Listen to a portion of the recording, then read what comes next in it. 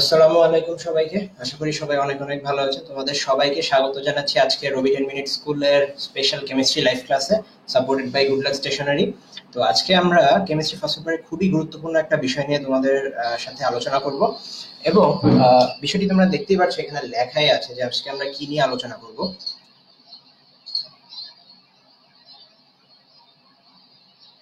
তো আজকে আমরা যে বিষয়টা নিয়ে মূলত আলোচনা করব সেটা হচ্ছে কেমিস্ট্রি প্রথম সবাইকে। আশা করি সবাই অনেক অনেক ভালো আছে। তোমাদের সবাইকে কেমিস্ট্রি ফার্স্ট পেপারের মৌলের পর্যাবৃত্ত ধর্ম এই অধ্যায়টি নিয়ে আজকে তোমাদের সাথে আমি আলোচনা করব। সো এই অধ্যায়টি একটি বড় অধ্যায়। সো অবশ্যই একদিনে আমি সবকিছু আলোচনা করব না, ধাপে ধাপে আমরা এই অধ্যায়টি কভার করব। সো আজকের আলোচনায় যে বিষয়টি তোমাদের সামনে তুলে ধরবো আমি, সেই বিষয়গুলো হচ্ছে তোমরা দেখতে পাচ্ছ যে মৌলের পর্যাবৃত্ত ধর্ম নিয়ে আজকে আমরা আলোচনা করব। সো আজকের আলোচনায় আমাদের তোমাদের জন্য যা থাকছে সেটা হচ্ছে যে আয়নীকরণ শক্তি, তড়িৎ ঋণাত্মকতা এবং ইলেকট্রন শক্তির বিস্তারিত আমরা আলোচনা করব। অর্থাৎ এ টু জেড আমরা চেষ্টা করব যে এই অধ্যায় থেকে কিছু কুইজ থাকবে তোমাদের জন্য, সেগুলো তোমরা চ্যাপ্টারটি শেষ করলে তোমরা অবশ্যই সেগুলো উত্তর দেওয়ার চেষ্টা করবে। তো চলো আমরা আজকে মূল আলোচনায় চলে যাই। সো যেমনটি তোমরা দেখতে পাচ্ছ যে আজকে আলোচ্য বিষয় হচ্ছে তিনটি, আমাদের আয়নীকরণ শক্তি, তড়িৎ ঋণাত্মকতা এবং ইলেকট্রন শক্তি। তো তোমরা যারা ক্লাসটি দেখছো তারা প্রথমে ক্লাসটি শেয়ার করে দাও এবং তোমরা আমাকে একটু জানাও যে তোমরা আমার কথা ঠিকমতো শুনতে পাচ্ছ কিনা। হ্যাঁ, তোমরা আমার কথা ঠিকমতো শুনতে পাচ্ছ কিনা সেটা আমাকে একটু জানাও, এবং তোমরা ঠিকমতো দেখতে পাচ্ছ কিনা আমাকে একটু জানাও, তাহলে আমি ক্লাসটি সামনের দিকে যেতে পারবো। অনেকেই ক্লাসটি জয়েন করেছো, এবং তোমরা আমাকে অবশ্যই জানিয়ে দাও যে তোমরা কে কোন জায়গা থেকে ক্লাসটি করছো। অর্থাৎ তোমরা তোমাদের জেলার নাম কিংবা শহর, তোমরা যে যেখান থেকে ক্লাস করছো ক্লাসটি আমাকে একটু জানিয়ে দাও তোমরা কে কোথায় ক্লাস করছো। শারমিন তাবাসসুম জয়েন করেছে, সে নওগাঁ থেকে জয়েন করেছে, very good. Toushik Tajwar, good evening ভাইয়া। হ্যাঁ, গুড ইভিনিং। ফারদিন সামির খান বলছে আসসালামু আলাইকুম। ওয়ালাইকুম আসসালাম ভাইয়া, thanks for joining the class. So Khulna থেকে জয়েন করেছে সাদমান তাকি, বলছে আসসালামু আলাইকুম ভাইয়া। ওয়ালাইকুম আসসালাম, থ্যাঙ্কস ফর জয়নিং। তোমরা আমাকে একটু জানাও যে তোমরা ক্লাসটি ঠিকমতো দেখতে পাচ্ছ কিনা এবং ভয়েস ক্লিয়ার কিনা। ফারদিন সামির খান বলছে ক্লিয়ার, ওকে, ভেরি গুড। তাহলে তো কোনো সমস্যাই নেই, আমি তাহলে ক্লাসটির সামনে এগিয়ে নেই। তোমরা ক্লাসটিকে অবশ্যই শেয়ার করে দাও। জয় ঘোষ জয়েন করেছে মাইলস্টোন কলেজ থেকে। তোমরা ক্লাসটিকে শেয়ার করে দাও এবং শেয়ার করে তোমাদের বন্ধুদেরকেও জানিয়ে দাও, এবং আমিও এই ফাঁকে ক্লাসটি আমাদের যে গ্রুপগুলো আছে সেখানে একটু শেয়ার করে দিয়ে আসি। ওকে, সো আমি এখান থেকে আমাদের যে গ্রুপগুলো রয়েছে সেখানে ক্লাসটিকে শেয়ার করে দিই, তোমরাও ক্লাসটি শেয়ার করে ফেলো। ওকে, সো আমি আমাদের যে গ্রুপগুলো রয়েছে সেখানে আমরা ক্লাসটি শেয়ার করে দিচ্ছি।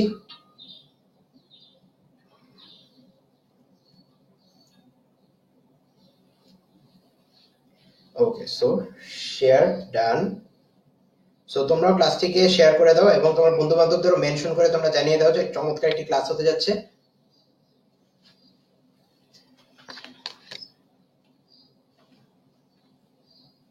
ওকে, সো আমরা আমাদের পরবর্তীতে যে টপিকটা আছে সেটা আমরা চলে যাই। সো প্রথমে আমরা আজকে যেটা নিয়ে আলোচনা করব সেটা হচ্ছে ইলেকট্রন আসক্তি। ওকে, সো প্রথমে আমরা যেটা নিয়ে আলোচনা করবো সেটা হচ্ছে আয়নীকরণ শক্তি নিয়ে আমরা একটু আলোচনা করবো আজকে সবার প্রথমে। সো আয়নীকরণ শক্তি তোমরা অলরেডি জানো যে আয়নীকরণ শক্তি দ্বারা কি বোঝে, তারপর আমি একটু বলছি। অনেকেই জয়েন করেছো ক্লাস থেকে, আমি তোমাদের কমেন্টগুলো একটু পড়বো, তবে ক্লাসটা একটু আগিয়ে নিই আমরা। ওকে, সো আয়নীকরণ শক্তি আসলে কাকে বলে তোমরা দেখতেই পাচ্ছ যে এখানে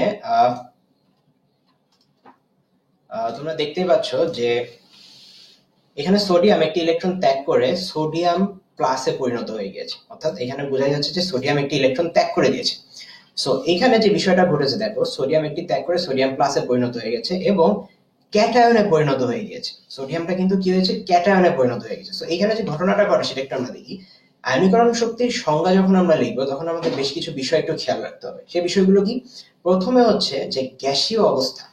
আমাদের সংজ্ঞায় গ্যাসীয় অবস্থা কথাটা থাকতে হবে, বিচ্ছিন্ন কথাটা থাকতে হবে, এক মোল কথাটা থাকতে হবে এবং প্রয়োজনীয় শক্তি এই কথাটি থাকতে হবে। এখন কিভাবে আমরা সংখ্যাটা লিখবো সেটা একটু আসি। সেটা হচ্ছে গ্যাসীয় অবস্থায় বিচ্ছিন্ন।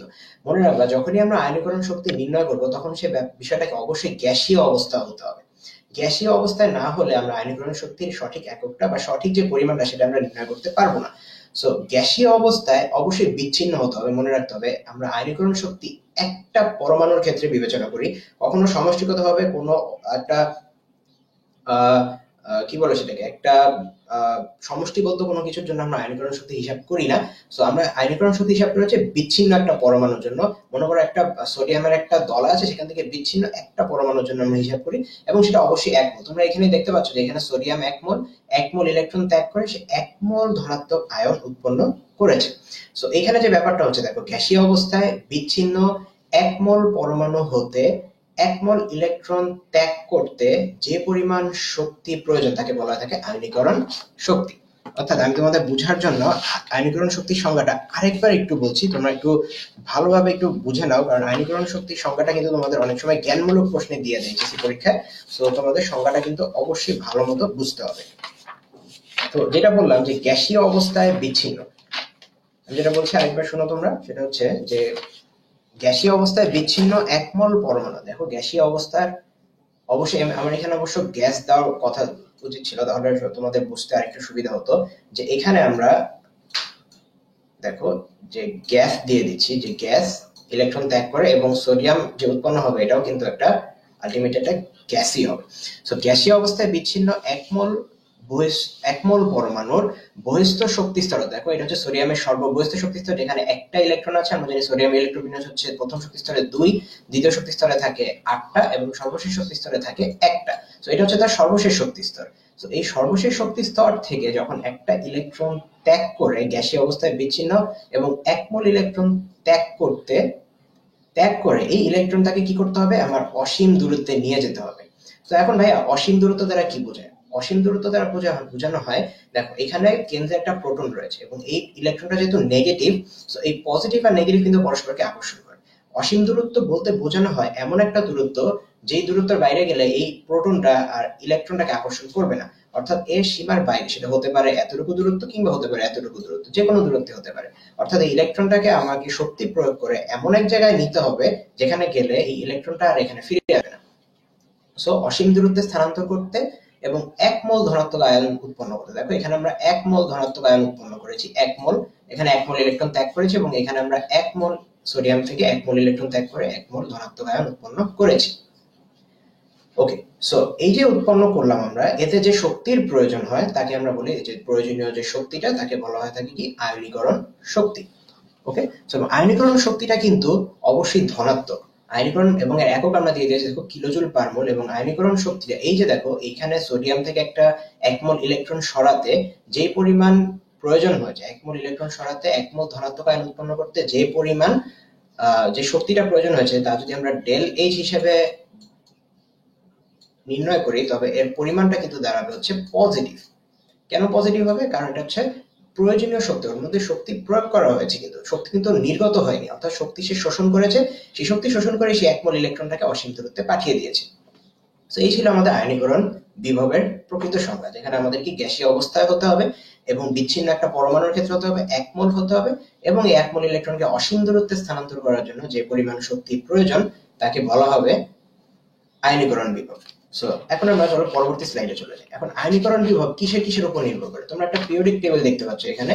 সো এই পিরিয়ডিক টেবিল অনুযায়ী তোমরা সবাই জানো যে আয়নীকরণ বিভবটা আসলে চেঞ্জ হতে থাকে। হ্যাঁ, আয়নীকরণ বিভবটা চেঞ্জ হতে থাকে। আয়নীকরণ বিভব কিসের উপর নির্ভর করে? সো তোমরা দেখো আয়নীকরণ বিভবটা নির্ভর করে হচ্ছে পরমাণুর আকারের উপর এবং অর্ধপূর্ণ পরিপূর্ণ অরবিটালের উপর এবং আচ্ছাদন প্রভাবের উপর। সো পরমাণুর আকারটা কি হবে? একটা পরমাণু যখন, তোমরা জানো যে পর্যায় সারণীর বাম থেকে যত বেশি ডানে যাওয়া যায় তার আকার কিন্তু তত ছোট হতে থাকে, কারণ একই পর্যায়ভিত্তিক যখন যায় তখন তার সর্ববহিস্থ শক্তিস্তর ইলেকট্রন সংখ্যা বাড়তে থাকে, এবং আকার কমতে থাকে। ঠিক তেমনি ভাবে অর্ধপূর্ণ এবং পরিপূর্ণ অরবিটালের জন্য কিন্তু আয়নীকরণ বিভবের একটা পরিবর্তন লক্ষ্য করা যায়। সো আমরা এটা দেখব বিস্তারিত। সো আপাতত তোমরা জেনে নাও যে পরমাণুর আকার, অর্ধপূর্ণ পরিপূর্ণ অরবিটাল এবং আচ্ছাদন প্রভাবের কারণে আসলে আয়নীকরণ বিভবের একটা ড্রাস্টিক চেঞ্জ লক্ষ্য করা যায়। সো এরপরে চলো আমরা চলে যাই, যে এটা তোমরা সবাই জানো যে একই গ্রুপের উপর থেকে নিচে গেলে, দেখো উপর থেকে নিচে গেলে আয়নীকরণ বিভব কিন্তু কমে যায়। কেন কমে যায়? কারণ উপর থেকে যতই নিচে আসা যায় পরমাণুর আকার তত বাড়তে থাকে। পরমাণুর আকার যত বাড়তে থাকে, পরমাণুর আকার বৃদ্ধির সাথে সাথে পরমাণুর আকার যত বৃদ্ধি পায়, আকার বৃদ্ধি পাওয়ার সাথে সাথে কি হয়, তার প্রোটন থেকে, অর্থাৎ তার যে প্রোটন, তার কেন্দ্রে যে প্লাস চার্জটি থাকে, সেই প্লাস চার্জ থেকে তার সর্বব্যস্ত শক্তি স্তরের যে দূরত্ব সেটা অনেক বেশি বেড়ে যায়। তো প্লাস সাথে ওই সর্বব্যস্ত শক্তি স্তর ইলেকট্রনের যে আকর্ষণটা সেটা অনেক কমে যায়। তাই অল্প পরিমাণ শক্তি দিলে আসলে একটি ইলেকট্রনকে বের করে আনা সম্ভব। তো এই কারণে আসলে উপর থেকে নিচে গেলে আয়নীকরণ বিভব কমে যায়। ঠিক একই কারণে তোমরা এবার বলতে পারো যে একই পর্যায়ে বাম থেকে ডানে গেলে, অর্থাৎ একই পর্যায়ে রয়েছে, আমরা যদি বাম থেকে ডানে যেতে থাকি তাহলে কি হবে, তার আয়নীকরণ বিভবটা বেড়ে যাবে। এখন আসলে কেন বেড়ে যাবে আসলে বাম থেকে আয়নীকরণ বিভব? সো বাম থেকে ডানে গেলে আয়নীকরণ বিভব বেড়ে যাবে এই কারণে, কারণ তুমি দেখো যখন একটা পর্যায়ে তুমি স্থির ধরো, এই ধরো হচ্ছে 3 নম্বর পর্যায়ে। সো 3 নম্বর পর্যায়ে প্রত্যেকটা পর্যায়ে কিন্তু শক্তিস্তর কিন্তু একই থাকে আসলে, কিন্তু সর্বব্যস্ত শক্তিস্তর ইলেকট্রন সংখ্যা এক এক করে বাড়তে থাকে। তো সর্বব্যস্ত শক্তিস্তর ইলেকট্রন সংখ্যা যখন বাড়তে থাকে সাথে প্লাস চার্জেরও পরিমাণ বেড়ে যায়, তখন যে জিনিসটা হয় যে প্লাস চার্জের সাথে ওই সর্বব্যস্ত শক্তিস্তরের ইলেকট্রনটার আকর্ষণ অনেক বেশি বেড়ে যায় এবং তারা অনেক টাইট অবস্থায় থাকে, তাদের ইলেকট্রন এবং প্রোটনের আকর্ষণটা অনেক বেশি তীব্র হয়। তাই তাদের থেকে তুমি যদি 1 মোল ইলেকট্রনকে তাপ প্রদান করে বাইরে বের করে নিয়ে আসতে চাও, তবে কিন্তু তোমাকে অনেক বেশি শক্তি প্রদান করতে হবে। তো এই কারণে আসলে একই পর্যায়ে বাম থেকে যখন ডানে যাওয়া যায় তখন দেখা যায় যে তার ইলেকট্রন আয়নীকরণ বিভবটা অনেক বেশি পরিমাণে বেড়ে যায়। তো আশা করি তোমরা বুঝতে পেরেছো। সো এবার আমি তোমাদেরকে একটা পর্যায় সারণী দেখাচ্ছি, একটা পর্যায় সারণী তোমরা দেখতে পাচ্ছ। তার আগে তোমাদের কমেন্টগুলো একটু আমরা করে নিই। তোমাদের যদি কোনো প্রশ্ন থাকে কিংবা বুঝতে না পারো অবশ্যই আমাকে জানাবে, আমি তোমাদের উত্তরগুলো দেওয়ার চেষ্টা করছি। অনেকেই ক্লাসে জয়েন করেছো।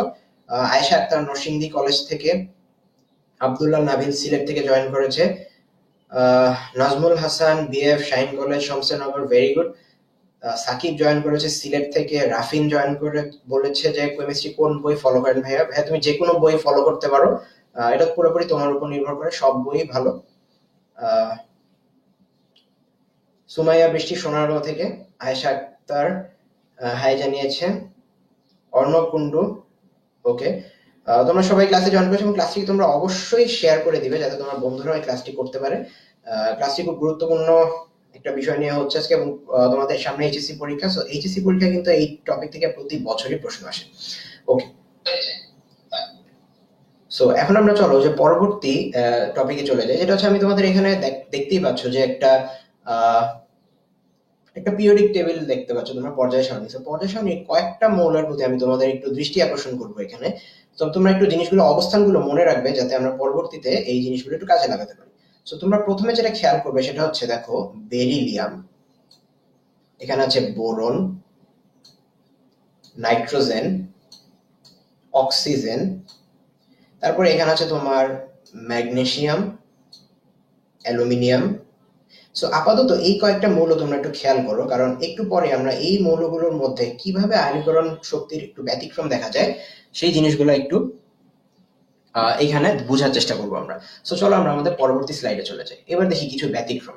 সো আমরা এতদিন জেনে আসছি, একটু আগে আমরা পড়ে এসেছি যে আমরা যখন একই পর্যায়ের বাম থেকে ডানে যাব তখন কি হয়, তার আয়নীকরণ বিভব কিন্তু বাড়তে থাকে। সো সেই হিসাবে তুমি যদি বিবেচনা করো, দেখো যে বেরিলিয়াম আর বোরন আমাদের ওই পর্যায় সূত্র মতে কি হওয়ার কথা ছিল? হওয়ার কথা ছিল কি এরকম না যে বেরিলিয়ামের চাইতে বোরনের আয়নীকরণ বিভব বেশি হবে, কারণ বেরিলিয়াম হচ্ছে পর্যায় সারণীতে বোরনের আগে। তো ওই সূত্র অনুযায়ী আসলে কিন্তু বোরনেরটা বেশি হওয়ার কথা ছিল, কিন্তু আসলে কেমন দেখা যায় চলো একটু দেখি।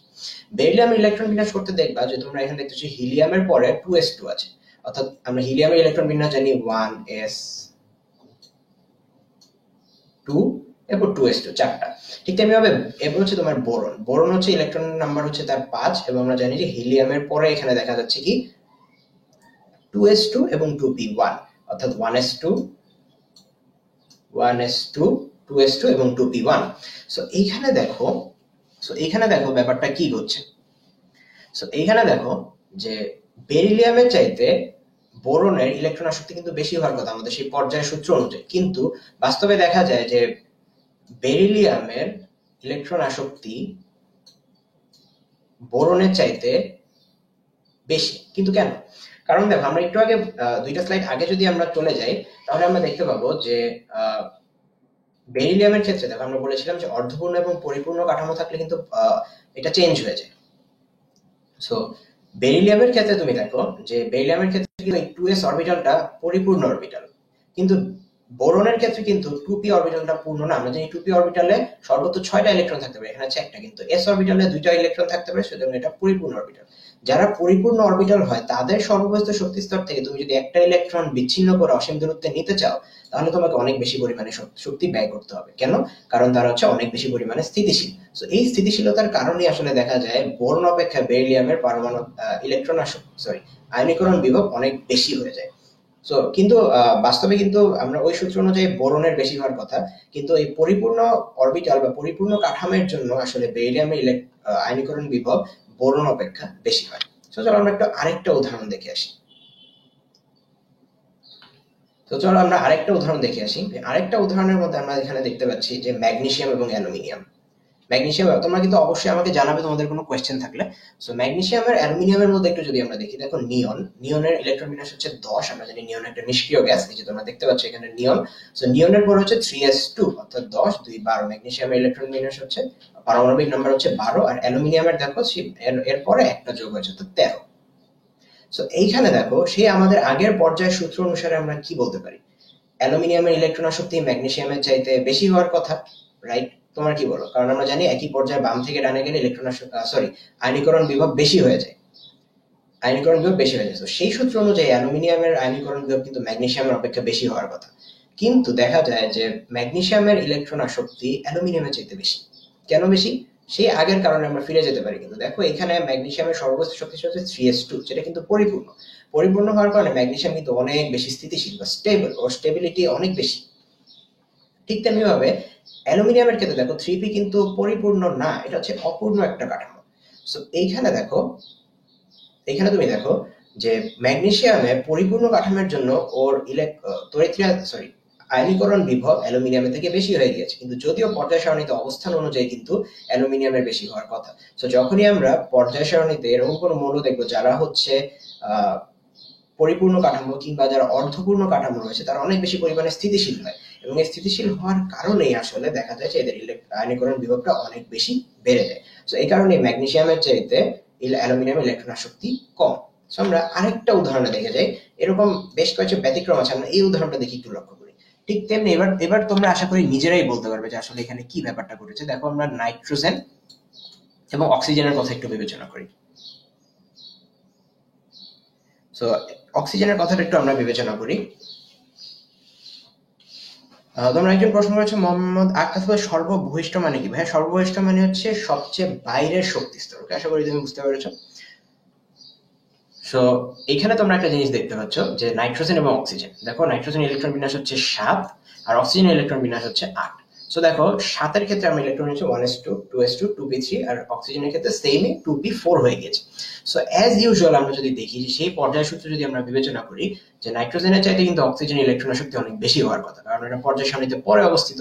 আর আমরা অলরেডি জানি যে একই পর্যায়ে যখন বাম থেকে ডানে যাওয়া যায় তখন কিন্তু আয়নীকরণ বিভব কিন্তু অনেক বেড়ে যায়। কিন্তু এইখানেও দেখো নাইট্রোজেনের এই সর্ববহিস্থ যে শক্তি স্তরটা রয়েছে 2p, এটা কিন্তু অর্ধপূর্ণ আছে। দেখো 2p আমরা জানি p অরবিটালে সর্বোচ্চ 6টা ইলেকট্রন থাকতে পারে, p অরবিটালে সর্বোচ্চ 6টা ইলেকট্রন থাকতে পারে, কিন্তু এখানে আছে 3টা, তার মানে কি অর্ধপূর্ণ। আর আমরা জানি পরিপূর্ণ কিংবা অর্ধপূর্ণ কাঠামো অনেক বেশি পরিমাণে স্থিতিশীল হয়। সো এই কারণে দেখো নাইট্রোজেনের আয়নীকরণ বিভব কিন্তু অক্সিজেনের চাইতে অনেক বেশি। হ্যাঁ, যদিও অক্সিজেন পর্যায় সারণীতে নাইট্রোজেনের পরে অবস্থিত। সুতরাং এখানে কেন কম অক্সিজেনের? কারণ দেখো অক্সিজেনের 2p4, এটা কিন্তু পরিপূর্ণ কাঠামো না, অর্ধপূর্ণ কাঠামো না, বেশ অসামঞ্জস্য একটা কাঠামো। সো এরা কিন্তু খুব বেশি স্টেবল হয় না।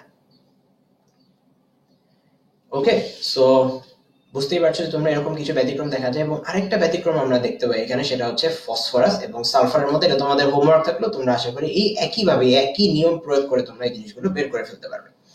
ওকে, সো এইবার আসো তোমাদের জন্য একটা ছোট্ট কুইজ। এই এতক্ষণ যা পড়লাম আমরা, সেখান থেকে তোমাদের জন্য একটা ছোট্ট কুইজ আমি দিয়েছি। এখানে তোমরা আমাকে ক এবং খ দিয়ে বা এবিসিডি দিয়েও চাইলে জানাতে পারো, সমস্যা নেই। এটা হচ্ছে ধরো এ, এটা হচ্ছে বি। তোমরা একটু আমাকে জানাও যে এটার উত্তর কি হবে। যে আয়নীকরণ বিভব যদি বেশি হয় তাহলে মৌলের কোন ধর্ম বৃদ্ধি পেতে থাকে? পদার্থক ধর্ম নাকি জারণ ধর্ম? তোমরা আমাকে একটু কমেন্ট করে জানাও। হ্যাঁ, দেখি তোমরা কে কে সঠিক উত্তর দিতে পেরেছো। আমি ফাঁকে তোমাদের কমেন্ট গুলো পড়ে নিই। ওকে, সো অনেকেই তোমরা ক্লাসে জয়েন করেছো। ক্লাসটি তোমরা অবশ্যই কিন্তু শেয়ার করে দিবে, শেয়ার করতে ভুলবে না ক্লাসটি।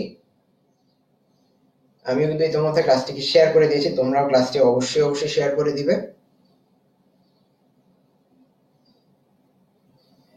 তোমরা কমেন্টে কিন্তু উত্তরটি আমাকে জানাতে থাকতে পারো, অবশ্যই তোমরা উত্তরটি আমাকে জানাও যে কি হবে আসলে, যে আয়নীকরণ বিভব বেশি হলে মৌলের কোন ধর্ম বৃদ্ধি পেতে থাকে। আমি একটু পরে তোমাদের উত্তরটি বলে দিব।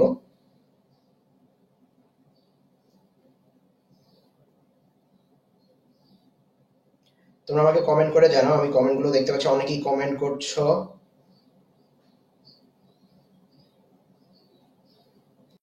ওকে, তোমরা দেখি কে অর্পণ চৌধুরী বলছে ক, আয়েশা আক্তার বলছে বি, মুর্শিদা সাথী বলছে ক, জান্নাতুল ফেরদৌস বলছে এ, হিমাদ্রি হিমু বলছে এ, তুহিন রহমান বলছে ক, আবিদ হোসেন বলছে এ। আচ্ছা, মিশ্র একটা কমেন্ট আমি দেখতে পাচ্ছি, কেউ কেউ বলছে ক, কেউ কেউ বলছে খ, অর্থাৎ সবার মধ্যেই কিন্তু একটা কনফিউশন আছে, আমি বুঝতে পারছি। তো আশা করি কনফিউশনটা এখনই তোমাদের দূর হয়ে যাবে। ওকে, আয়েশা আক্তার আবার বলছে ক, অর্থাৎ খুব কনফিউজ তোমরা, আমি যা দেখে বুঝতে পারলাম। তো চলো আমরা এই কনফিউশনটা আসলে আগে দূর করে আসি। সো আয়নীকরণ বিভব বেশি হলে মৌলের কোন ধর্ম বৃদ্ধি পেতে থাকে? সো জারণ ধর্ম বৃদ্ধি, প্রথমে আমি সঠিক উত্তরটা আসলে বলে দিই। সঠিক উত্তরটা হচ্ছে ক, সেটা হচ্ছে অধাতব ধর্ম বৃদ্ধি পেতে থাকে। সো তোমরা যারা সঠিক উত্তর দিয়েছো তাদের ধন্যবাদ। আমি একটু নাম বলি, যেমন আবু সিয়াম সঠিক উত্তর দিয়েছে, ইমরাউল রিফাত সঠিক উত্তর দিয়েছে, হিমেল সঠিক উত্তর দিয়েছে, আয়েশা আক্তার তোমার উত্তর ভুল হয়েছে, আরেকজন আয়েশা আক্তার আছে সে সঠিক উত্তর দিয়েছে, দুইজন আয়েশা আক্তার। এমনি রাজু হোসেন সঠিক উত্তর দিয়েছে, জয় ঘোষ সঠিক উত্তর দিয়েছে, নায়ার এ হাসান সঠিক উত্তর দিয়েছে, অর্থাৎ অনেকেই তোমরা সঠিক উত্তর দিচ্ছ, থ্যাংক ইউ সো মাচ। তো চলো আমরা একটু ব্যাখ্যায় চলে আসি কুইজটা। সো এইখানে যে বিষয়টা লক্ষ্য করা যায়, দেখো অধাতব ধর্ম কি আমরা জানি। আমরা যদি একটু পর্যায় সারণীতে চলে যাই, পর্যায় সারণীর দেখো, পর্যায় সারণীর শুরুর দিকে যে মৌলগুলো রয়েছে এগুলো কিন্তু ধাতব, এবং পর্যায় সারণীর একই পর্যায় থেকে যখন বাম থেকে ডানে যাওয়া যায় তার অধাতব ধর্ম কিন্তু বৃদ্ধি পেতে থাকে। সো অধাতব ধর্ম যদি বৃদ্ধি পেতে থাকে তাহলে কি হবে দেখো, একই মৌল আয়নীকরণ বিভব বেশি হয় কখন, একই পর্যায়ের বাম থেকে ডানে গেলে। একই পর্যায়ের বাম থেকে ডানে গেলে আয়নীকরণ বিভব বেশি হয়, এবং আয়নীকরণ বিভব বেশি হলে অধাতব ধর্ম বেড়ে যায়, কারণ অধাতব ধর্ম কি একই সাথে বাম থেকে ডানে গেলে অধাতব ধর্ম বৃদ্ধি পায়। সঠিক উত্তর হচ্ছে অধাতব ধর্ম। এখন জারণ ধর্ম কেন ভুল হতো, এটা একটু ব্যাখ্যা আসি আমরা।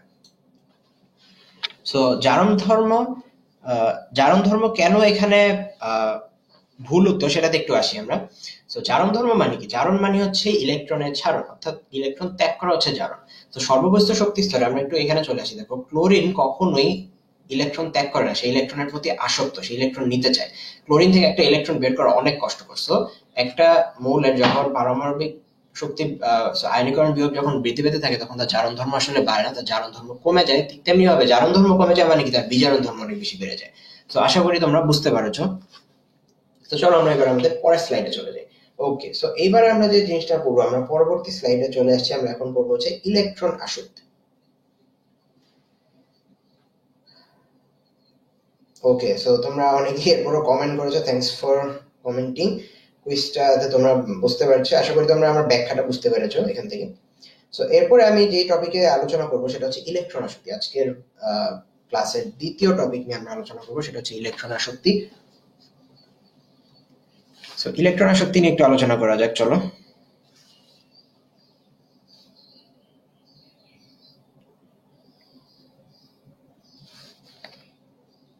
ওকে, সো ইলেকট্রন আসক্তির ক্ষেত্রে একটা খুব গুরুত্বপূর্ণ একটা বিষয় হচ্ছে যে ইলেকট্রন আসক্তি কথাটা দ্বারা তোমরা কি বুঝো আসলে। দেখো, আচ্ছা এখানে আমার একটু মিস্টেক হয়েছে, আমরা একটু ঠিক করে নিই বিষয়টা। এখানে আসলে ক্লাস হবে। ওকে, এইবার আমার মনে হয় ঠিক আছে, sorry for the mistake. So চলো আমরা আমাদের পড়ায় ব্যাক করি। সো আমরা জানি ফ্লোরিনের হচ্ছে ইলেকট্রন বিন্যাস যখন আমরা করি ফ্লোরিনের, তোমরা কি জানো ফ্লোরিনের পারমাণবিক সংখ্যা হচ্ছে 9। সো 2 এবং 7। সো সে নিকটবর্তী নিষ্ক্রিয় মৌলের ইলেকট্রন বিন্যাস অর্জন করার জন্য সে যে কাজটা করবে, নিকটবর্তী মৌলের ইলেকট্রন বিন্যাস অর্জন করার জন্য সে যেটা করবে সেটা হচ্ছে যে সে নিকটবর্তী মৌলের ইলেকট্রন বিন্যাস অর্জন করার জন্য সে কি করবে, সে একটা ইলেকট্রন গ্রহণ করতে যাবে। তাহলে তার কি হয়ে যাবে, 2 8 10 একটা নিষ্ক্রিয় মৌলের কাঠামো অর্জন করে নিতে পারবে, সে অর্জন করে নিতে পারবে। সো এখন দেখো কি হচ্ছে ব্যাপারটা, এই ইলেকট্রন যখন সে একটা গ্রহণ করবে তখন সে কি হয়ে যাবে, সে নেগেটিভলি চার্জড হয়ে যাবে, কারণ তার একটা ইলেকট্রন বেশি। সো এই যে এই ব্যাপারটাকে আমরা ইলেকট্রন আসক্তির মাধ্যমে ব্যাখ্যা করতে পারি কিভাবে, সেম আমরা আয়নীকরণ বিভবের মতো এখানেও বেশ কিছু টার্ম আমরা ইউজ করবো আমাদের সংজ্ঞায়। সেটা হচ্ছে যে গ্যাসীয় অবস্থার কথা আসবে, অবশ্যই আমরা ইলেকট্রন আসক্তি যখন আমরা হিসাব করবো মৌলে, তখন মৌলের গ্যাসীয় অবস্থা বিবেচনা করব, এবং অবশ্যই আমরা বিচ্ছিন্ন এবং বিচ্ছিন্ন কথাটি ব্যবহার করব, কারণ বিচ্ছিন্ন কথাটি খুব ইম্পর্টেন্ট এখানে। এবং এক মোলের জন্য তুমি দেখো এখানে আমি ফ্লোরিন 1 মোল হিসাব করেছি, ইলেকট্রন 1 মোল ইলেকট্রন ত্যাগ হয়েছে এবং 1 মোল ঋণাত্মক আয়ন উৎপন্ন করেছে। সো এখানে যে ব্যাপারটা আছে দেখো, গ্যাসীয় অবস্থায় বিচ্ছিন্ন 1 মোল 1 মোল পরমাণু হতে 1 মোল ইলেকট্রন অসীম দূরত্বে নিয়ে যেতে। সে আমি অসীম দূরত্বের কথা একটু আগে যখন আয়নীকরণ বিভব পড়েছি তখন পড়েছি। সে আয়নীকরণ বিভবে আমরা কি বলেছিলাম, যে অসীম দূরত্বে নিয়ে যেতে ত্যাগ করে। ঠিক তেমনি ভাবে এখানে অসীম দূরত্ব থেকে নিয়ে আসতে হবে আমাদের ইলেকট্রনটা। অসীম দূরত্ব থেকে ইলেকট্রনটাকে নিয়ে এসে মৌলের সর্ববস্থ শক্তি স্তরে যুক্ত করে যে 1 মোল ঋণাত্মক আয়ন উৎপন্ন করতে যে পরিমাণ শক্তি নির্গত হয়, তখন তাকে বলা হয় ইলেকট্রন আসক্তি। আমরা আয়নীকরণ বিভবে শক্তি উৎপন্ন করেছি, অর্থাৎ শক্তি শোষণ করেছি, তো শক্তি আমাদের বাইরে থেকে শোষণ দিতে হয়, সেই শক্তি শোষণ করে 1 মোল ইলেকট্রনটাকে আমরা ত্যাগ করে দিই। কিন্তু আয়নিক ইলেকট্রন আসক্তিতে আমাদের শক্তি নির্গত হবে, কেননা কারণ আমরা যদি 1 মোল ইলেকট্রনটাকে এই মৌলের সর্বোচ্চ শক্তি স্তরে এনে যুক্ত করি, তবে কি হবে, শক্তি নির্গত হবে। সো এইভাবে হচ্ছে আয়নীকরণ ইলেকট্রন আসক্তির সংজ্ঞাটা আমরা দিতে পারি, এবং দেখেই বোঝা যাচ্ছে এটা একটি তাপোৎপাদী প্রক্রিয়া। কেন তাপোৎপাদী প্রক্রিয়া, কারণ ইলেকট্রনটাকে বাইরে থেকে যখন এসে যুক্ত হয় তখন কিছু শক্তি নির্গত হয়, শক্তি নির্গত হয় মানে কি, সেখানে স্বভাবতই তাপ উৎপন্ন হবে। সো এখানে যে আমরা যদি এটা ডেল এইচটা হিসাব করি, তবে কিন্তু এটা ডেল এইচটা হবে ঋণাত্মক, এটা ডেল এইচটা হবে কিন্তু ঋণাত্মক, মাইনাস হবে। যেখানে আমরা আয়নীকরণ বিভবের সময় দেখেছি যে ডেল এইচ এর মান হবে পজিটিভ, কিন্তু এখানে হবে হচ্ছে নেগেটিভ। অনেকে কমেন্ট করছে, আমি একটু কমেন্ট গুলো পড়ি। যে খালিদ হাসান তুহিন বলছে গ্যাসীয় স্টেট কেন দরকার। ভাইয়া, গ্যাসীয় স্টেটটা না হলে তুমি এক্স্যাক্টলি এই 1 মোল ইলেকট্রনটাকে কখনোই ত্যাগ করাতে পারবে না। সো 1 মোল ইলেকট্রন বা 1 মোল ইলেকট্রন যদি তুমি ত্যাগ করাতে না পারো, তবে কিন্তু তুমি প্রপার আয়োনাইজেশন ইলেকট্রন অ্যাফিনিটিটা সেটা কিন্তু তুমি নির্ণয় করতে পারবে না। সো এই জন্য আসলে গ্যাসিয়াস অবস্থা ব্যবহার করা হয়, গ্যাসিয়াস ছাড়া অন্য কোনো ভাবে কিন্তু এটা আসলে সম্ভব না বের করা। ওকে, সো আমরা আমাদের পরবর্তী স্লাইডে চলে যাই। দেখো যত আমি বলেছি যে এটা একটি তাপোৎপাদী প্রক্রিয়া। আচ্ছা, সো পিরিয়ডিক টেবিলে একটা দেখতে পাচ্ছ এখানে তোমরা একটা পর্যায় সারণী, যে দেখো এখানেও সেম, যে একই গ্রুপের উপর থেকে নিচে গেলে ইলেকট্রন আসক্তি কমে যায়। একই গ্রুপের উপর থেকে নিচে গেলে, কারণ তার কক্ষপথের আকার বাড়তে থাকে, এটা তোমরা অবশ্যই এসএসসি লেভেলে পড়েছো যে কক্ষপথের আকার বাড়তে থাকে। কক্ষপথের আকার বাড়তে বাড়তে বাড়তে বাড়তে কি হয়, তার ওই যে প্লাস চার্জটা আছে সেটা সর্বোচ্চ শক্তি স্তরের যে প্রতি যে আকর্ষণ সেটা অনেক বেশি কমে যায়। কমে যাওয়ার ফলে কি হয়, তার ইলেকট্রন আসক্তি অনেক বেশি কমে যাচ্ছে, ওইভাবে আগ্রহ আসলে দেখায় না। কিন্তু একই পর্যায়ে বাম থেকে ডানে গেলে কিন্তু ইলেকট্রন আসক্তি আবার বাড়তে থাকে, অর্থাৎ ক্লোরিনের ইলেকট্রন আসক্তি কিন্তু অনেক বেশি, কারণ ক্লোরিন যে কাজটা করে, ক্লোরিন ইলেকট্রন আসক্তি কিন্তু অনেক বেশি, কারণ ক্লোরিন এখানে যে কাজটা করে সেটা হচ্ছে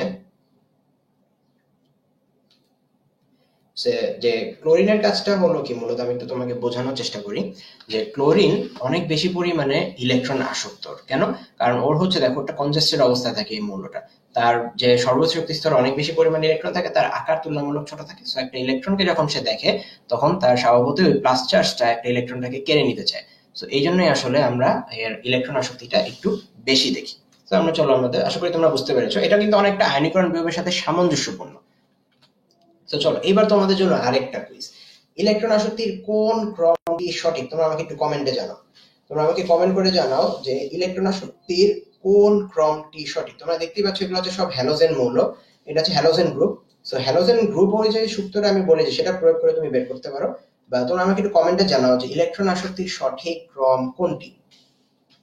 আমি একটু কমেন্টগুলো দেখি যে তোমরা কে কিভাবে করার চেষ্টা করেছো।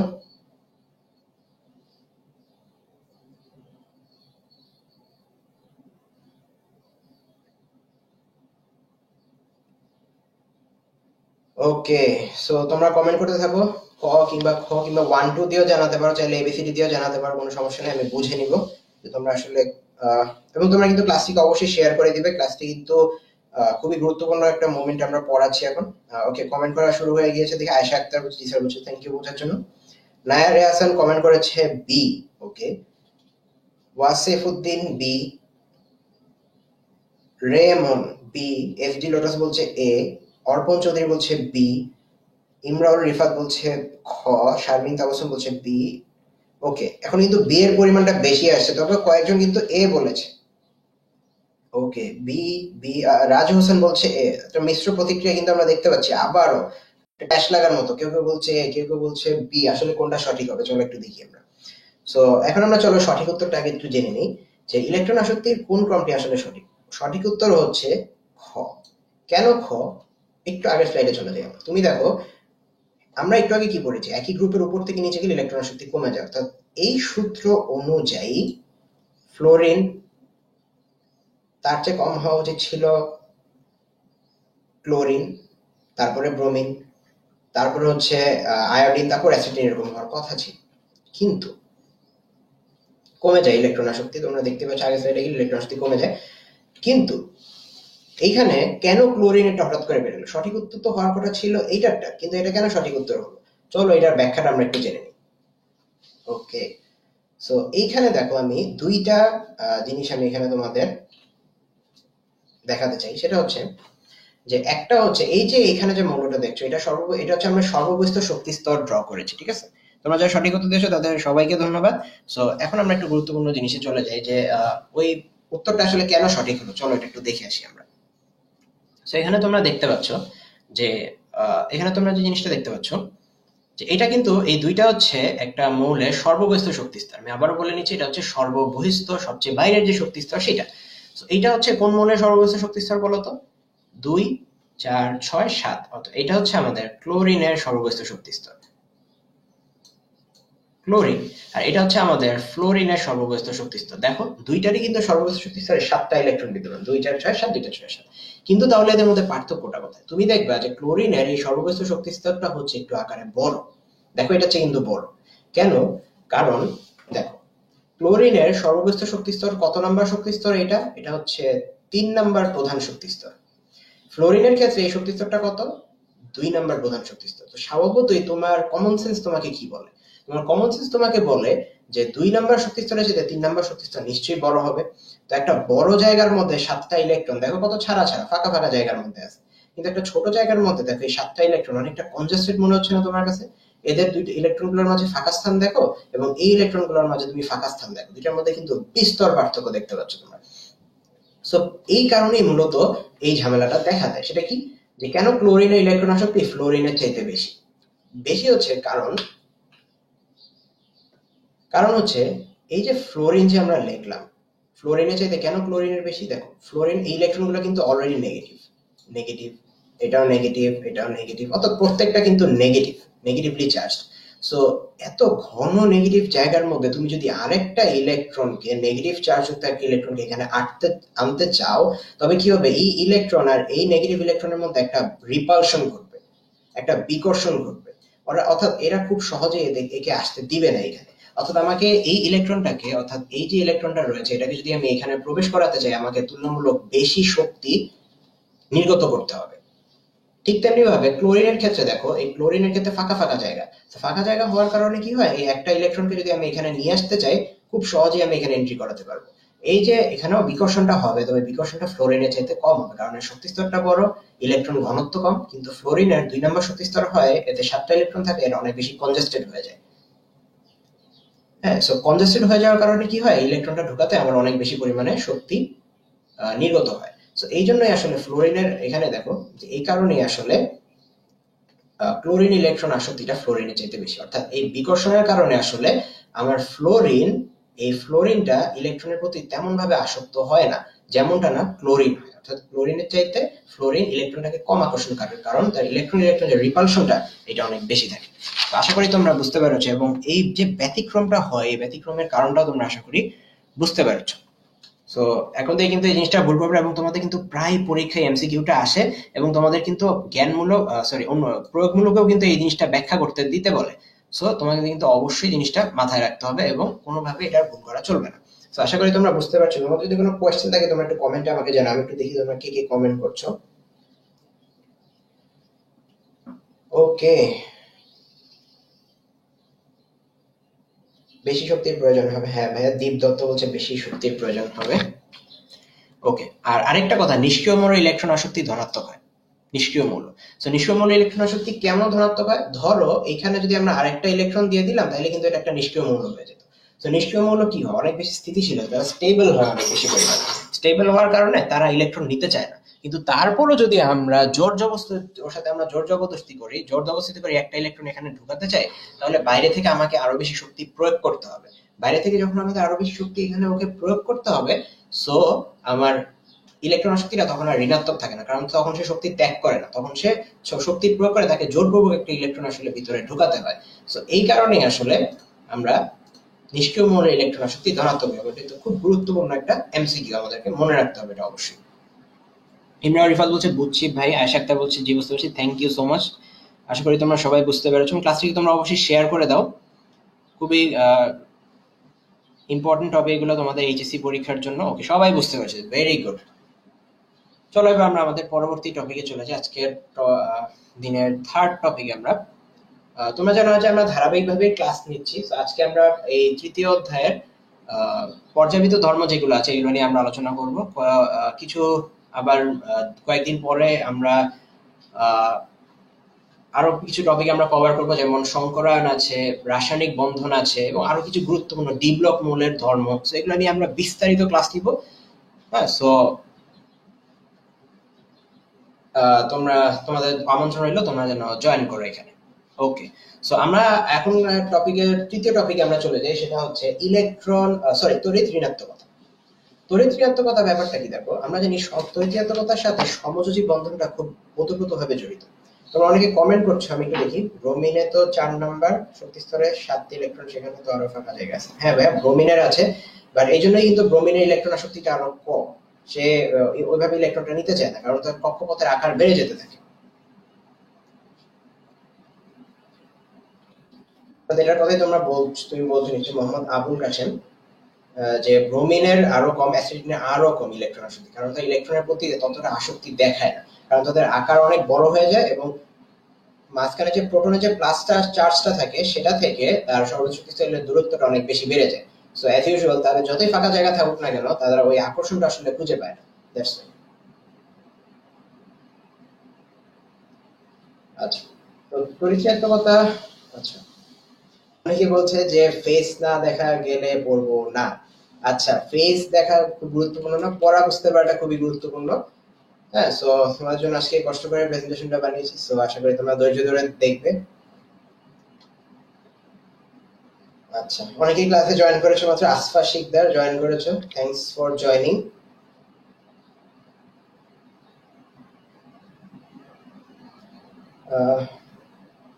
ধাতুর ইলেকট্রন আসক্তি কি পজিটিভ কিনা প্রশ্ন করেছে একজন। সো ধাতুর ইলেকট্রন আসক্তি কি পজিটিভ কিনা? না ভাই, ধাতুর ইলেকট্রন আসক্তি পজিটিভ না, একমাত্র নিষ্ক্রিয় গ্যাসের ইলেকট্রন আসক্তি পজিটিভ। অর্থাৎ নিষ্ক্রিয় গ্যাসের ইলেকট্রন আসক্তি ছাড়া আর কোনো মৌলেরই কিন্তু ইলেকট্রন আসক্তি পজিটিভ না, সব নেগেটিভ হবে। ওকে ওকে, দেখি তোমরা আর কি কমন কোশ্চেন করেছো। ওকে, সবাই বুঝতে পেরেছে, থ্যাংক ইউ। আচ্ছা, তড়িৎ ঋণাত্মকতার সাথে একটা বিষয় জড়িত আছে। আচ্ছা, তার আগে আমি তোমাদেরকে আরেকটু ডিটেইলস এটা নিয়ে একটু আলোচনা করতে চাই। দেখো, এতক্ষণ আগে আমরা একটু পড়েছি যে এই যে একটা ইলেকট্রন, দেখো আমি একটু আগের স্লাইডে চলে যাই, যে এই যে ইলেকট্রন আসক্তি, দেখো এই যে ইলেকট্রন আসক্তিটা আমরা পড়লাম, এখানে কিন্তু একটা ইলেকট্রন গৃহীত হয়েছে। সো হোয়াট ইফ যদি এখানে দুইটা ইলেকট্রন গৃহীত হতো? যেমন আমি তোমাদের একটু উদাহরণ দিই, যেমন ধরো অক্সিজেন। অক্সিজেন ইলেকট্রন আসক্তি কত? পারমাণবিক সংখ্যা হচ্ছে 8।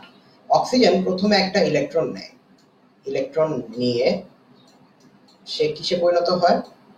ও মাইনাসে পরিণত হয়। ঠিক একইভাবে এই যে ও মাইনাস রয়েছে, সে আরেকটা ইলেকট্রন নেয়, সে আরেকটা ইলেকট্রন নিয়ে কিসে পরিণত হয়? ওর 2 মাইনাসে। এখানে একটু বোঝার ব্যাপার আছে। তুমি দেখো যে এই যে তুমি দেখো অক্সিজেন যে প্রথম ইলেকট্রনটা নিল, এটাকে আমরা বলে থাকি প্রথম ইলেকট্রন আসক্তি, এটাকে বলা হয় থাকে প্রথম ইলেকট্রন আসক্তি। এবং এই যে অক্সিজেন আরেকটা ইলেকট্রন যে গ্রহণ করে, এটাকে বলা হয় থাকে দ্বিতীয় ইলেকট্রন আসক্তি, সেকেন্ড ইলেকট্রন অ্যাফিনিটি। এখন দেখো, আমরা একটু আগে জেনে এসেছি কি এটি একটি তাপ উৎপাদী প্রক্রিয়া, অর্থাৎ প্রথম ইলেকট্রন আসক্তির ক্ষেত্রে এই বিক্রিয়ার ক্ষেত্রে যদি আমরা ডেল এইচ হিসাব করি তবে কিন্তু নেগেটিভ পাবো আমরা। কিন্তু এই বিক্রিয়ার ক্ষেত্রে অলরেডি নেগেটিভ, একটা নেগেটিভলি চার্জড একটা আয়নের কাছে তুমি যদি আরেকটা নেগেটিভলি চার্জ ইলেকট্রন আনতে চাও, সে কিন্তু বিকর্ষণ করবে। সো এই আরেকটা ইলেকট্রনকে যদি তুমি এখানে ঢুকাতে চাও, তাহলে তোমাকে যেটা করতে হবে সেটা হচ্ছে আরো এক্সট্রা এনার্জি তোমাকে বাইরে থেকে প্রোভাইড করতে হবে। এবং বাইরে থেকে এক্সট্রা এনার্জি প্রোভাইড করা মানেই হচ্ছে ডেল এইচ এর মান তখন কি হয়ে যাবে? পজিটিভ হয়ে যাবে। অর্থাৎ এখানে ডেল এইচ এর মান তখন কি হবে? ধনাত্মক হয়ে যাবে। অর্থাৎ তোমরা বুঝতে পারছো, প্রথম ইলেকট্রন আসক্তি কিন্তু সর্বদা হয় ঋণাত্মক, কিন্তু দ্বিতীয় ইলেকট্রন আসক্তি হয় সর্বদাই ধনাত্মক। আশা করি তোমরা বুঝতে পেরেছো। প্রথম ইলেকট্রন আসক্তি সর্বদাই নেগেটিভ হয় এবং দ্বিতীয় ইলেকট্রন আসক্তি হয় সর্বদা পজিটিভ। আশা করি তোমরা বুঝতে পেরেছো। তো এই বিষয়টা একটু বাদ চলে গিয়েছিল, তাই ভাবলাম তোমাদের একটু দেখিয়ে দিই। ওকে, তো শেয়ারকৃত ইলেকট্রন নিজের দিকে টানার প্রবণতাকে বলা হয়ে থাকে তড়িৎ ঋণাত্মকতা। শেয়ারকৃত ইলেকট্রন নিজের দিকে টানার যে প্রবণতা তাকে বলা হয়ে থাকে তড়িৎ ঋণাত্মকতা। অর্থাৎ কি, দেখো এখানে হাইড্রোজেন এবং ফ্লোরাইডের একটা বন্ধন দেখতে পাচ্ছ তোমরা, তারা একটা ইলেকট্রন শেয়ার করেছে পরস্পর, অর্থাৎ একটা ইলেকট্রন তারা কিন্তু শেয়ার করেছে। এখন যে এখানে যে ব্যাপারটা ঘটবে, দেখো এখানে যে ব্যাপারটা ঘটবে সেটা হচ্ছে একটা ইলেকট্রন তারা শেয়ার করেছে। সো এইখানে দেখো আমরা জানি কার তড়িৎ ঋণাত্মকতা বেশি। সমযোজী বন্ধনে যে একটা ইলেকট্রন তারা শেয়ার করেছে, এই শেয়ারকৃত ইলেকট্রনটাকে কি করবে? এই ফ্লোরিন নিজের দিকে টানবে। ফ্লোরিনের তড়িৎ ঋণাত্মকতা যেহেতু বেশি, তাই সে কি করবে? নিজের দিকে টানবে। যেহেতু তার দিকে ইলেকট্রনের ঘনত্ব একটু বেশি, তাই নেগেটিভলি এটা আংশিক নেগেটিভ হবে, এবং হাইড্রোজেনের কাছ থেকে যদি ইলেকট্রনটা চলে যাচ্ছে, সো এটা আংশিক পজিটিভ হবে, আংশিক ঋণাত্মক এবং আংশিক ধনাত্মক হবে। ওকে, সো আংশিক ধনাত্মক এবং আংশিক ঋণাত্মক হবে। সো আংশিক ধনাত্মক এবং আংশিক ঋণাত্মকের ব্যাপারটা আশা করি তোমরা বুঝতে পেরেছো। সো এই যে দেখো, এই যে আংশিক ধনাত্মক এটা হচ্ছে তড়িৎ ঋণাত্মকতা। এই যে শেয়ারকৃত ইলেকট্রনটাকে ফ্লোরিন যে নিজের দিকে টেনে নিল, এই যে প্রবণতাটাকে আমরা বলে থাকি আসলে তড়িৎ ঋণাত্মকতা। এবং তড়িৎ ঋণাত্মকতা সর্বদাই সমযোজী বন্ধনের ক্ষেত্রে দেখা যায়। ওকে, সো এখন আমরা দেখি যে গ্রুপ ভিত্তিক এবং পর্যায় ভিত্তিক আসলে কি চেঞ্জ আসে।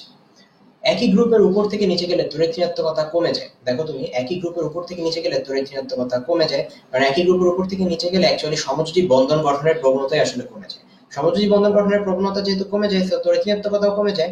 কিন্তু একই গ্রুপের বাম থেকে ডানে গেলে তড়িৎ ঋণাত্মকতা বেড়ে যায়। কেন বেড়ে যায়? তুমি দেখো, আমরা জানি সবচেয়ে বেশি তড়িৎ ঋণাত্মক মৌল হচ্ছে ফ্লোরিন। সো কেন ফ্লোরিনের এত বেশি তড়িৎ ঋণাত্মকতা? কারণ তড়িৎ ঋণাত্মকতা মানে কি? শেয়ারকৃত ইলেকট্রন নিজের দিকে টানা। ফ্লোরিন একটা নেগেটিভলি চার্জড যদি হয়, তাহলে কি হবে? দেখো ওর সর্বগত শক্তি স্তরের সাথে ওর কেন্দ্রের কিন্তু একটা দৃঢ় আকর্ষণ থাকে। তো ও যখন শেয়ারকৃত ইলেকট্রন নিয়ে একটা যৌগ গঠন করে, তখন ওই ইলেকট্রনটাকে ওই প্লাস চার্জের টানে সে নিজের দিকে টেনে রাখতে চায়। যে ইলেকট্রনটা সে শেয়ার করে, তাকেও সে নিজের দিকে রাখতে চায়। এই জন্য আসলে একই পর্যায়ে বাম থেকে ডানে গেলে আসলে তড়িৎ ঋণাত্মকতার পরিমাণটা বেড়ে যায়। আশা করি তোমরা বুঝতে পেরেছো। আমরা একটু কমেন্ট পড়ি। তড়িৎ ঋণাত্মকতার ব্যাপার আসলে এতটুকু, এর চেয়ে বেশি কিছু আমরা আজকে পড়বো না। তবে তড়িৎ ঋণাত্মকতা সম্পর্কে আরো কিছু গুরুত্বপূর্ণ জিনিস আছে, যেগুলো আমরা যখন সমযোজী বন্ধন পড়বো, তখন আমরা বন্ধন পড়ার সময় আবার আমরা তড়িৎ ঋণাত্মকতায় ফিরে আসবো। এখান থেকে বেশ কিছু ইম্পর্টেন্ট টপিক তোমাদের পড়াবো, যা তোমরা ভর্তি পরীক্ষা এবং এইচএসসি পরীক্ষায় আসতে পারে। তৃতীয় ইলেকট্রন রাইসটা সাবিত বলছে, তাহলে তৃতীয় ইলেকট্রন গ্রহণ কি আবার হবে? আচ্ছা ভাইয়া, সবসময় তৃতীয় ইলেকট্রন আসক্তি দেখা যায় না, কিছু কিছু ক্ষেত্রে দেখা যায়। তো এটা পজিটিভ হতে পারে বা নেগেটিভ হতে পারে। আয়েশা আক্তার বলছে নিষ্ক্রিয় মৌল ইলেকট্রন আসক্তি শূন্য কেন, একটু বললে ভালো হতো। আচ্ছা, নিষ্ক্রিয় মৌলের ইলেকট্রন আসক্তি কেন শূন্য? ভাইয়া দেখো, নিষ্ক্রিয় মৌলের ইলেকট্রন আসক্তি কেন শূন্য, এর প্রধান কারণটা হচ্ছে, তুমি চিন্তা করো, নিষ্ক্রিয় মৌল তারা কিন্তু ইলেকট্রন ত্যাগও করতে চায় না, তারা ইলেকট্রন গ্রহণও করতে চায়। সো তাদের যখন আমরা ইলেকট্রন গ্রহণ করাতে চাই, তো তখন আমরা বাইরে থেকে এক্সট্রা শক্তি প্রয়োগ করতে। এই জন্য আমরা বলেছি যে নিষ্ক্রিয় গ্যাস সমূহ বা নিষ্ক্রিয় মৌল সমূহের ইলেকট্রন আসক্তি আসলে ধনাত্মক হয়ে থাকে। সো এই কারণে মূলত নিষ্ক্রিয় মৌল ইলেকট্রন আসক্তি শূন্য, কারণ তাদের পরিপূর্ণ অরবিটাল থাকে, তারা অনেক বেশি স্টেবল হয়, তারা কখনোই চায় না যে বাইরে থেকে একটা ইলেকট্রন তাদের মধ্যে এসে প্রবেশ করুক, তা স্বতঃস্ফূর্ত হবে। ওকে, মুর্শিদা সাথী সেম প্রশ্ন করেছে, আশা করি তুমি তোমার উত্তরটা পেয়ে গিয়েছো। ওকে, সো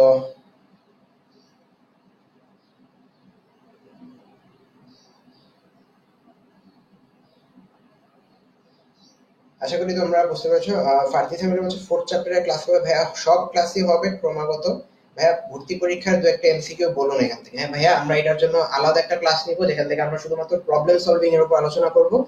সো সেই ক্লাসে আমরা ওইটা নিয়ে আলোচনা করব। আজকে আমরা মূলত এখানে থিওরিটিক্যাল পার্টটা একটু দেখি, আমরা ধীরে ধীরে ওই সমস্যা সমাধানের পর্যায়ে যাব, অসুবিধা নেই।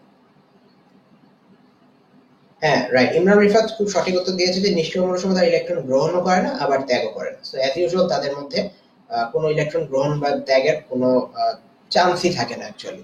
সো অ্যাজ ইউজুয়াল তারা কোনো ইলেকট্রন আসক্তি প্রদর্শন করে না। সো আজকের টপিকের লাস্ট যেটা আমরা চলে যাই সেটা হচ্ছে পারমাণবিক ব্যাসার্ধ।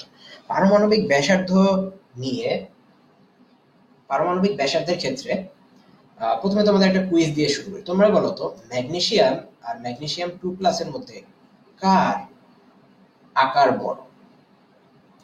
তোমরা আমাকে একটু কমেন্টে জানাও যে ম্যাগনেসিয়াম আর ম্যাগনেসিয়াম 2+ আয়নের মধ্যে কার আকার বড়? তোমরা একটু কমেন্টে আমাকে জানাও।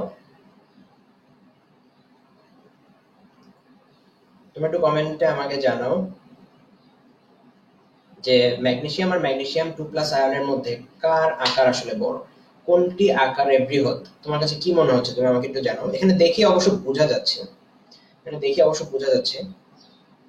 তোমরা একটু আমাকে জানাও। খালিদ হাসান তুহিন বলছে ম্যাগনেসিয়াম, ম্যাগনেসিয়ামের আকার বড় বলছে। ওকে, মুর্শিদা সাথী বলছে স্যার একটা প্রশ্ন ছিল, এদের ইলেকট্রন শক্তি ধনাত্মক কেন? আচ্ছা, সবাই উত্তর দিচ্ছে, আমি তোমার উত্তরটা দিচ্ছি সাথী, তুমি একটু থাকো আমাদের সাথে। সবাই বলতেছে ম্যাগনেসিয়াম, ইয়েস ম্যাগনেসিয়ামের আকার বড়। আসলে এখানে বুঝাই যাচ্ছে, তুমি দেখো একটু বুঝাই যাচ্ছে যে ম্যাগনেসিয়ামের আকারটা কিন্তু বড়। তো ম্যাগনেসিয়াম 2+ যখন হয়ে যায় তখন দেখো এই সর্বোচ্চ শক্তি স্তরে দুইটা ইলেকট্রন কিন্তু ত্যাগ করে দিয়েছে। সো ক্যাটায়নিক ব্যাসার্ধ কাকে বলে? ক্যাটায়নিক ব্যাসার্ধ হচ্ছে একটা মৌল যখন ইলেকট্রন ত্যাগ করে ক্যাটায়নে পরিণত হয় তখন তার ব্যাসার্ধ কেমন থাকে, ক্যাটায়নের ব্যাসার্ধ কেমন থাকে। তো দেখো তাহলে ম্যাগনেসিয়ামের চাইতে কিন্তু ম্যাগনেসিয়াম 2+ আয়নের চাইতে কিন্তু ম্যাগনেসিয়ামের আকার বড়। তো এটা হচ্ছে পারমাণবিক ব্যাসার্ধ আর এটা হচ্ছে আমার ক্যাটায়নিক ব্যাসার্ধ। তাহলে কোনটা বড় হবে, পারমাণবিক ব্যাসার্ধ বড় নাকি ক্যাটায়নিক ব্যাসার্ধ বড়? অবশ্যই চিত্র দেখে, হ্যাঁ চিত্র দেখে আসলে বোঝা যায় যে পারমাণবিক ব্যাসার্ধ কিন্তু ক্যাটায়নিক ব্যাসার্ধের চাইতে অনেক বড়। তো বুঝতেই পারতেছো যখন ক্যাটায়নে পরিণত হয়ে যায় তখন কিন্তু কি হয়, তার আকারটা অনেক বেশি ছোট হয়ে যায় কারণ শক্তি স্তর কমতে থাকে। ধরো এইখানে শক্তি স্তর কমলো না, এইখানে মনে করো শক্তি স্তর কমলো না, তাহলে কি হবে, একটা মাইনাস চার্জ যখন কমে যাবে কিন্তু প্লাস চার্জ কিন্তু মাঝখানে কমে না, প্লাস চার্জ কিন্তু সেমই থাকে। তো প্লাস চার্জ সেম থাকার কারণে মাইনাস চার্জ একটা কমে গেলে কি হয়, ওই সর্বোচ্চ শক্তি স্তরের সাথে প্লাস চার্জের আকর্ষণটা আরো বেশি পরিমাণে বেড়ে যায়। তো বেড়ে যাওয়ার কারণে কি হয়, ওরা প্লাস চার্জ ওই সর্বোচ্চ শক্তি স্তরটাকে আরো বেশি পরিমাণে টেনে ধরে এবং এর আকারটা তোমার ছোট হয়ে আসে। এই জন্যই আসলে ক্যাটায়নিক ব্যাসার্ধটা পারমাণবিক ব্যাসার্ধের চাইতে ছোট হয়। সো এইবার আমরা চলো দেখি যে অ্যানায়নিক ব্যাসার্ধটা আসলে কি। অ্যানায়নিক ব্যাসার্ধ, এবার তোমরা বলো কোনটা আসলে বড়, কোনটা বড় তোমরা আমাকে একটু জানাও। ফ্লোরিনের ব্যাসার্ধ বড় নাকি ফ্লোরাইড আয়নের ব্যাসার্ধ বড়? আয়েশা বলছে পারমাণবিক ব্যাসার্ধ বড়, ইয়েস কারেক্ট। তোমরা আমাকে একটু কমেন্টে জানাও,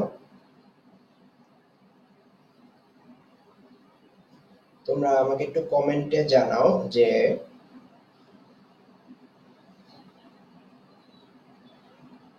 তোমরা একটু কমেন্টে আমাকে জানাও যে কোনটার আকার এইখানে বড়, ফ্লোরিন আয়নেরটা বড় নাকি ফ্লোরাইড আয়নেরটা বড়? তোমরা একটু আমাকে কমেন্টে জানাও। আচ্ছা, হিমেল গোস্বামী বলছে এফ মাইনাস এর আকার বড় বলছে। অপর বলছে 2, অর্পণ চৌধুরী, ফারদিন সামির বলছে এফ মাইনাস, রেমন বলছে এফ মাইনাস, মার্জিয়া মিম বলছে এফ মাইনাস, খালিদ হাসান তুহিন বলছে এফ মাইনাস, মুর্শিদার সাথে আচ্ছা সবাই এফ মাইনাস বলছে। এবার আর কোনো ক্ল্যাশ লাগলো না তোমাদের মধ্যে। আসলে সঠিক উত্তর হচ্ছে ইয়েস, এফ মাইনাস হচ্ছে আমাদের আকার একটু বড়। সো এখন তোমরা একটু বুঝতেই পারছো যে কেন আকারটা আসলে বড়।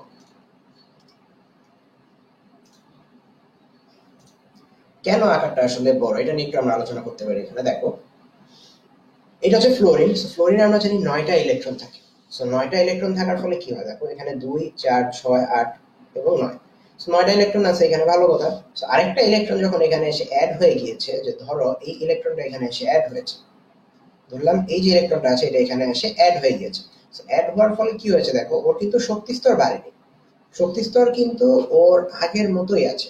তো যেহেতু শক্তি স্তর আগের মতোই আছে, তো তাহলে কি হবে, তাহলে কি আকার কি সেম থাকবে না বেড়ে যাবে? না, অ্যাকচুয়ালি হচ্ছে আকারটা বেড়ে যাবে। কেন বেড়ে যাবে একটু দেখি। এই একটা ইলেকট্রন আসার ফলে ইলেকট্রন ইলেকট্রনের মধ্যে কিন্তু বিকর্ষণ, এটাও নেগেটিভলি চার্জ, প্রত্যেকটা ইলেকট্রন কিন্তু নেগেটিভলি চার্জ। তোমরা দেখো প্রত্যেকটা ইলেকট্রন কিন্তু নেগেটিভলি চার্জ। তো ইলেকট্রন ইলেকট্রনের মধ্যে বিকর্ষণ বেড়ে যায়। ইউজুয়াল যে ইলেকট্রন সংখ্যা থাকে তার চেয়ে যখন ইলেকট্রন একটা এক্সট্রা বেড়ে যায়, তখন ইলেকট্রন ইলেকট্রন বিকর্ষণ অনেক বেশি বেড়ে যায়।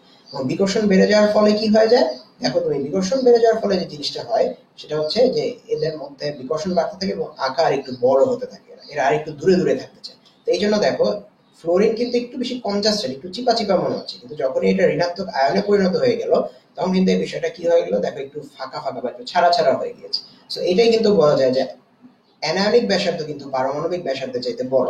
যেখানে আমরা আগেটা দেখিয়েছি ক্যাটায়নিক ব্যাসার্ধ পারমাণবিক ব্যাসার্ধের চাইতে ছোট, এবং অ্যানায়নিক ব্যাসার্ধ কিন্তু অ্যানায়নের চাইতে বড় হয়। তো আশা করি তোমরা বুঝতে পেরেছো। এখন তোমাদের যেটাই দেওয়া হোক না কেন তোমরা কিন্তু বুঝতে পারবে।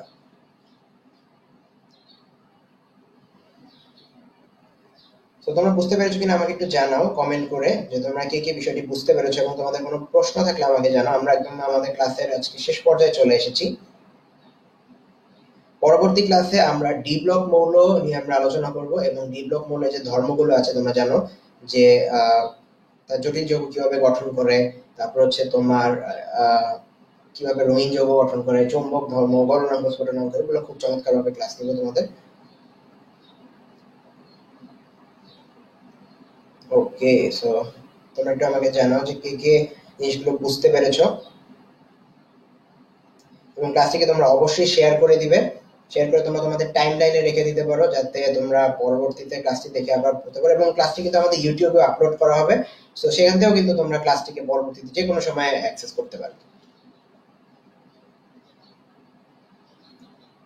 ওকে, ফারদিন সামির খান হচ্ছে বুঝেছি। ওকে, থ্যাংক ইউ ভাইয়া। সাদিয়া মিনি বলছে বুঝছি। ওকে, ইমরান রফাত ধন্যবাদ সব প্লেয়ার, থ্যাংক ইউ ভাইয়া। পরবর্তী ক্লাসে আমরা আরো বিস্তারিত আলোচনা করার চেষ্টা করব। ওকে, সো আজকের মতো সবাইকে ধন্যবাদ জানাই। ধন্যবাদ জানিয়ে আমরা ক্লাসটি এখানেই শেষ করে দিচ্ছি। ওকে, so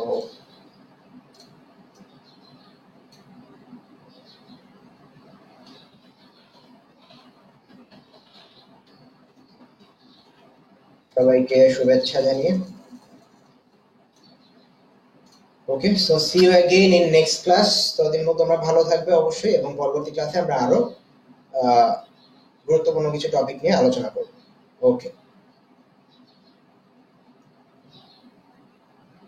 okay, so all the best. আশা করি তোমরা সবাই ভালো থাকবে। আসসালামু আলাইকুম।